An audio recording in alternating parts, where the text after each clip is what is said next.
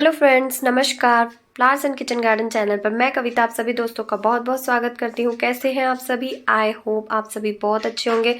तो फ्रेंड्स, आज हम हाइबिस्कस गुड़हल प्लांट के बारे में बात करेंगे। चाहे वो देसी हो चाहे हाइब्रिड हो, यानी कि किसी भी तरीके का गुड़हल है, वो अगर सर्दियों में ख़राब हो चुका है तो आपको किस तरीके से उसकी केयर करनी है ये मैं आपको बताऊंगी। और किस तरीके से आपको इसको फर्टिलाइज करना है वो भी बताऊंगी मैं।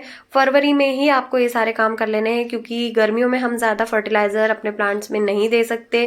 इसलिए अभी ही अच्छे से फर्टिलाइज कर देते हैं ताकि ये हमें गर्मियों में भी फ्लावरिंग दे सके। तो गर्मियों में भी किस तरीके से केयर करनी है वो भी मैं इसी वीडियो में आपको बता दूंगी।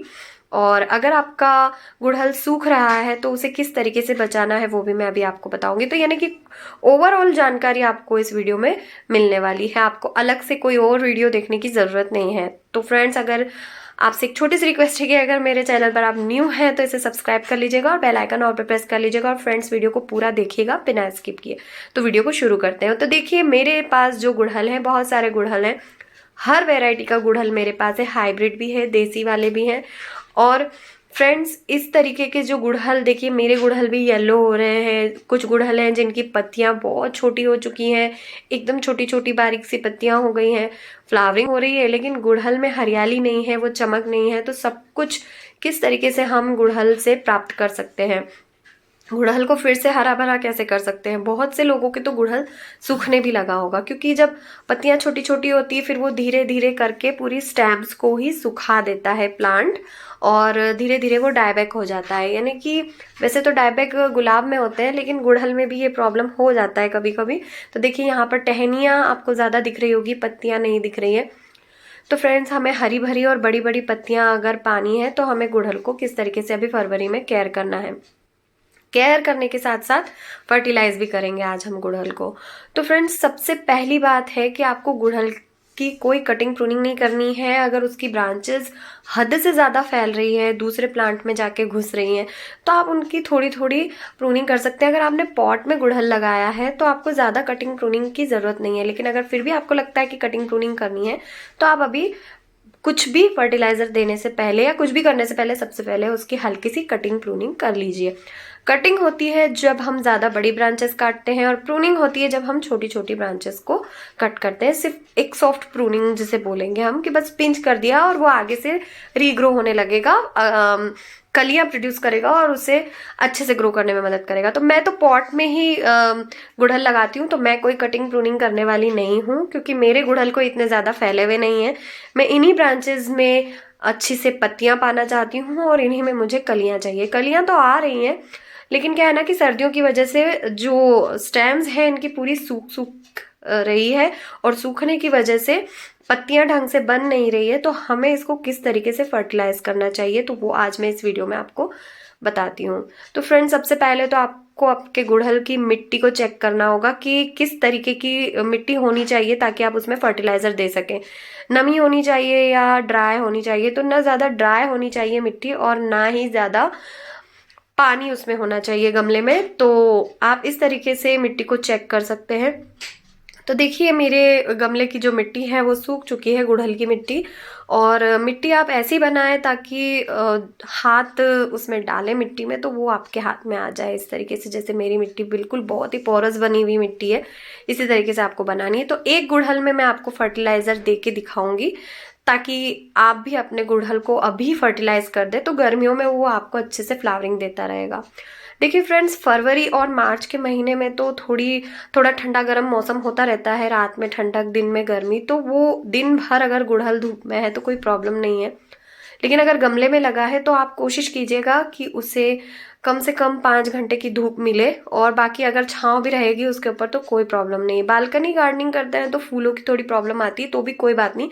गर्मियों में गुड़हल फ्लावरिंग करता है तो वो शेड में भी है तो कोई टेंशन नहीं है। 1 घंटे की भी धूप लगे, 2 घंटे की लगे, तो भी वो फूल तो आपको देगा। लेकिन अगर आपका पौधा सूख रहा है तो आप उसको फर्टिलाइजर देके शेड एरिया में रख दीजिए। जब वो अच्छे से ग्रो हो जाए तो उसे फिर से धूप में निकाल दीजिए।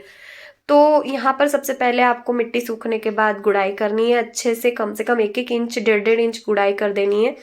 ऊपर से अगर रूट्स टूटती हैं तो कोई प्रॉब्लम नहीं है, ये देखिए। और देखिए, अगर आपके गुड़हल की रूट बाउंड हो रही है नीचे से और ऊपर से, तो आप उस समय उसकी रूट प्रूनिंग अभी मत कीजिए, बारिश में कीजिएगा। रूट प्रूनिंग का ये अभी सही समय नहीं है। हाँ, आप ट्रांसप्लांट कर सकते हैं एक गमले से दूसरे गमले में, ट्रांसप्लांटेशन आप कर सकते हैं इस समय। देखिए यहाँ पे मैंने कंपोस्ट लिया है, काउडंग कंपोस्ट, उसमें मैंने फंगिसाइड ऐड किया है और यहाँ पर मैंने रॉक फॉस्फेट डाला है। मेरे पास रखा था, जो अवेलेबल था वो ले लिया, वरना अगर ये कुछ भी नहीं है तो आप सिर्फ कंपोस्ट ही ले सकते हैं। ये 2 मुट्ठी कंपोस्ट है और मैं इसे अच्छे से मिक्स कर लूंगी। फंगिसाइड मैं इसलिए डाल रही हूँ क्योंकि कंपोस्ट की वजह से या फर्टिलाइजर देने की वजह से प्लांट ज़्यादा खराब ना हो, रूट्स से खराब हो, तो फंगिसाइड देना ज़्यादा फायदेमंद रहता है और बहुत ही बढ़िया तरीके से ग्रो करता है। कंपोस्ट इसलिए दे रही हूँ क्योंकि हरी हरी लीव्स हमें चाहिए, तो वो नाइट्रोजन उसमें भरपूर होता है। नाइट्रोजन की वजह से ही प्लांट हरी पत्तियाँ प्रोड्यूस करता है और हरी पत्तियाँ बनती हैं उसमें। और रॉक फॉस्फेट इसलिए क्योंकि उससे सबसे ज़्यादा फूल हम अपने प्लांट्स से पा सकते हैं। अगर रॉक फॉस्फेट नहीं है तो आप केले के छिलके का, जो सुखाए हुए केले के छिलके का पाउडर होता है, वो भी आप दे सकते हैं। या एक केले का छिलका रात भर पानी में भिगो के रखिए और दूसरे दिन वो प्लांट में पानी दे दीजिए, वो भी आपके लिए बहुत फायदेमंद रहेगा पौधे के लिए।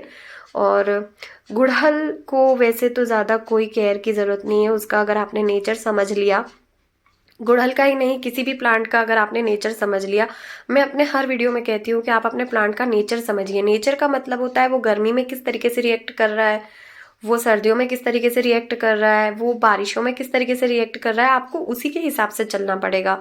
अगर आपका गुड़हल पूरी दिन की धूप में गमले में सूख रहा है तो आप उसे थोड़ा सा शेड एरिया में उठा के रख सकते हैं, लेकिन ग्राउंड फ्लोर में लगा है तो फिर तो कोई टेंशन ही नहीं है, वो बड़े आराम से गर्मियों में भी चलेगा और फूल भी देगा। उसमें तो सिर्फ आप कंपोस्ट भी दे देंगे तो भी चलेगा। तो देखिए इस तरीके से मैं चारों तरफ मिट्टी में मैंने कंपोस्ट डाल दी है। और फंगिसाइड तो आपको देना ही चाहिए, अगर गमले में प्लांट ग्रो कर रहे हैं तो फंगिसाइड होना बहुत ज़रूरी है, वरना आपके प्लांट में जो रूट फंगस लगती है वो बहुत बुरी तरीके से आपके प्लांट को ख़त्म कर सकती है। तो अगर आपके पास कोई भी फंगिसाइड नहीं है तो आप 1 चम्मच हल्दी पाउडर भी स्प्रिंकल कर देंगे गमले में, या आप 1 चम्मच दालचीनी पाउडर भी डाल देंगे तो वो भी एक फंगिसाइड का ही काम करेगा। इसके अलावा अगर आप कोई और फंगिसाइड अपने प्लांट में देते हैं तो मुझे कमेंट बॉक्स में कमेंट करके ज़रूर बताइएगा, ताकि मुझे भी पता चले। और देखिए ये मेन स्टेम है इसकी, और नीचे देखिए छोटी छोटी सी लीव्स बन रही है, तो अच्छे से ग्रोथ नहीं हो रही है। ठंड में पौधा ऐसा ही हो जाता है। अगर आपका भी प्लांट ऐसा हो रहा है तो कोई टेंशन वाली बात नहीं है, आप आसानी से देखिए यहाँ से टहनी पूरी सूखी है और आगे से लीव्स आ रही हैं। तो अगर आपका भी प्लांट ऐसा हो रहा है तो टेंशन मत लीजिए, इस तरीके से अच्छे से ग्रो हो जाएगा। और फर्टिलाइज़र और कंपोस्ट देने के बाद आप इसमें अच्छे से पानी दे दीजिए। पानी देने के बाद आपको इसको फुल सनलाइट में रखना है, कोई डाउट ही नहीं है। अगर आपका पौधा कुछ ज़्यादा ही ऊपर से नीचे की ओर सूख रहा है तो उसे शेड एरिया में रख दीजिएगा। फंगिसाइड ज़रूर दीजिएगा, अगर पौधा सूख रहा है तो उसमें फंगिसाइड दे दीजिए, क्योंकि रूट्स से भी प्रॉब्लम हो सकती है। मैंने बहुत से जो पौधे हैं उनको फंगिसाइड दे करके बचाया है।